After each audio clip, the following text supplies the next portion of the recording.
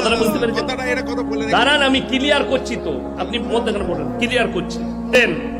আপনি গ্রামের লোকের টাকা তুলে এক জায়গায় রান্না করছেন, তার ঘরে বাদ দিয়ে তাহলেও চলবে, কোনো অসুবিধা নেই। কথাটা বুঝতে পেরেছেন?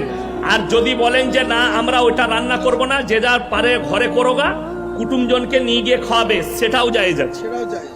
কিন্তু যার বাড়িতে মাইয়াত হয়েছে তার বাড়িতে খরচা করে রান্না খাওয়ানোর শরীয়তে জায়েজ নাই। রাসূলের স্পষ্ট হাদিস আছে, যার বাড়িতে মাইয়াত হয়েছে 3 দিন তার বাড়িতে চুলা জ্বলতে দেওয়া না। শুধু সেই দিনটা নয়, আপনি মেহমানকে খাওয়ালেন নয়, 3 দিন তার বাড়িতে তার প্রতিবেশীর হক যেন চুলা না জ্বলে।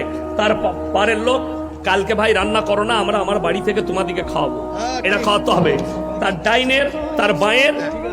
আপনি এবার ভালো, আপনি এটা বললেন আমরা 50 জন টাকা দিলাম, 1 কেজি করে চাল, 200-100 করে টাকা দিলাম, দেওয়ার পরে রান্না করলাম, 500 লোকের রান্না হইলো, ভালো করে বুঝে যান। পাড়ার লোক খেলাম, আমরা খেলাম, পাড়ার লোক খেলাম, সমাজের লোক জায়েজ আছে, জায়েজ আছে, বাকি লোক খেলো, হ্যাঁ জায়েজ আছে। সেটা মারাবার 3টি বাড়ির পাশে রান্না বান্না করা হইলো, রান্না বান্না করা হইলো, সেই রান্না বান্না খাইলো, যদি মরাবাড়ির টাকা না লাই তাহলে কি তাদের জায়েজ আছে, এবং আপনিও খেতে পাবেন, আমি ইয়াসিনও খাবো।